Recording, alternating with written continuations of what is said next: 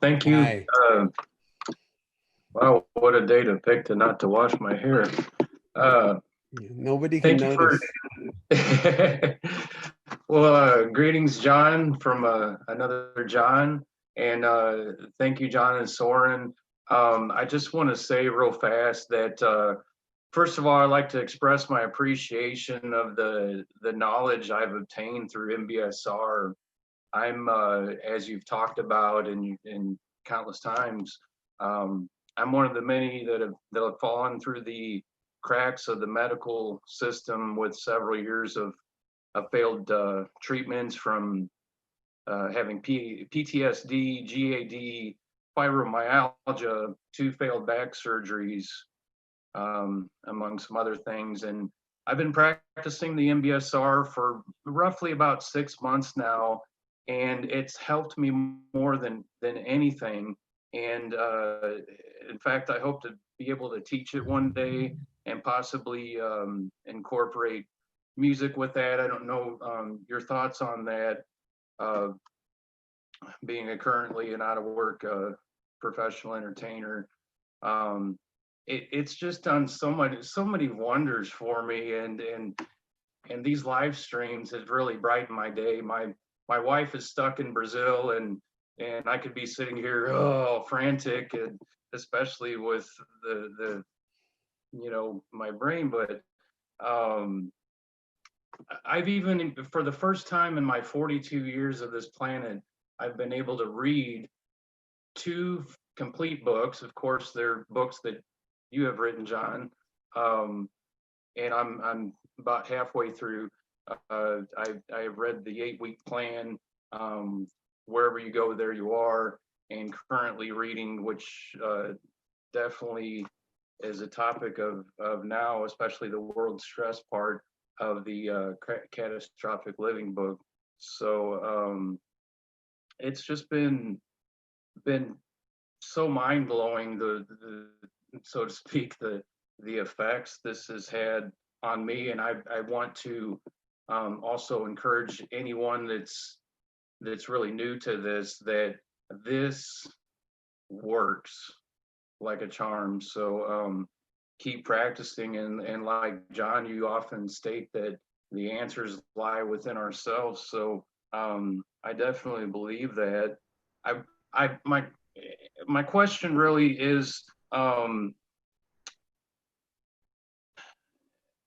see a lot of stuff on social media, and being a somewhat of a sort of a public figure and a entertainer, musician. How can I, being on social media where there's so much darkness there and a lot of mixed theories and chaotic news and things, how can someone in the rock and roll business like me, and someone who has been known by some to have the conditions I have, and also someone with my spiritual beliefs, how can I more effectively, without shoving in people's faces, be more effective to encourage others to try MBSR online, and maybe it's kind of just being an example and letting the light shine rather than putting into words. The last group I was in, somebody said something about, use your music, and you mentioned something about poetry just before that.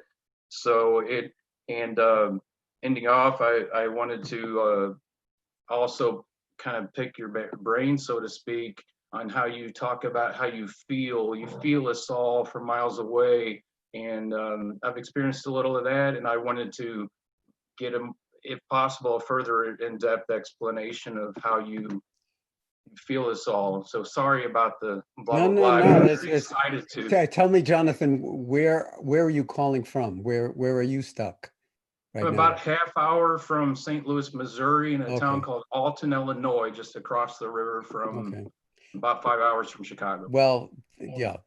First of all, welcome to this community. It's wonderful. and to have you here. And also,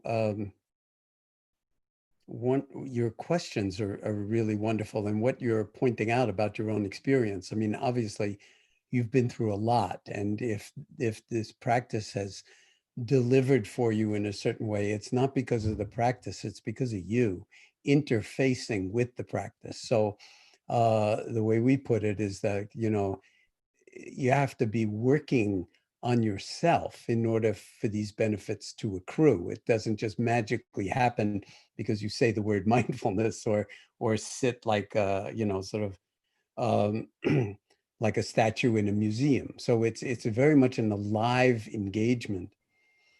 Um, so to answer, to try to approach your question about how do I feel everybody else, and you know, what's the secret of that? There's no secret to it. It's just that I feel that the profound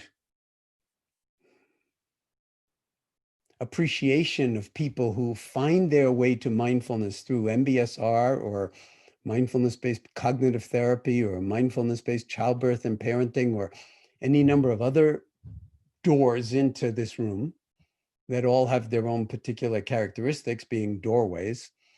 And what we're all discovering is our own profound interconnectedness and humanity.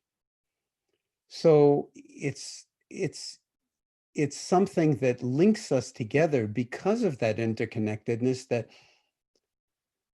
when I'm breathing in and breathing out, you know, I can feel in some profound way that everybody else is breathing in and breathing out.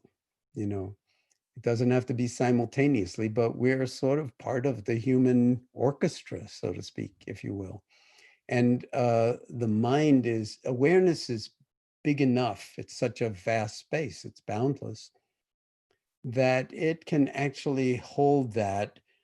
So our life goes way beyond our own, you know, envelope of skin, so to speak.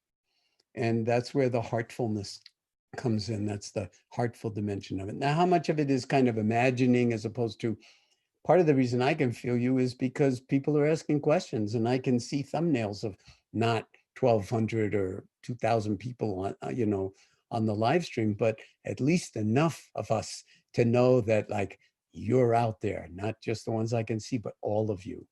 And we're breathing together, which, you know, is the kind of root meaning of the word conspiracy. So in the best sense of the word, we are conspiring to breathe life into the world, or to breathe sanity and health and well-being and kindness into the world. And as I've been emphasizing, in that sense, we're all part of the one body politic. And just as the body needs all its cells, and it doesn't say, oh, like these heart cells, they're the best, but the liver, like, we don't like them. No, of course, we all have to work together, and we all have to get enough oxygen.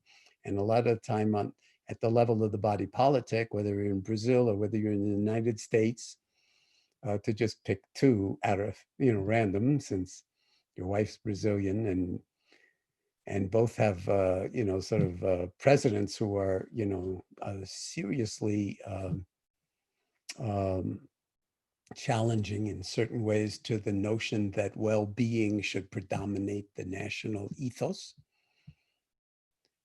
rather than greed and certain privileged people. That, you know, this is our moment, so to speak, to heal those wounds that are really wounds of delusion and ignorance, and require compassion, not anger, not self-righteousness. And it's a yoga of its own right. Now, in terms of your being a musician or a performer, as you put it, let your life and your work be unified, and ask yourself, how would that appear?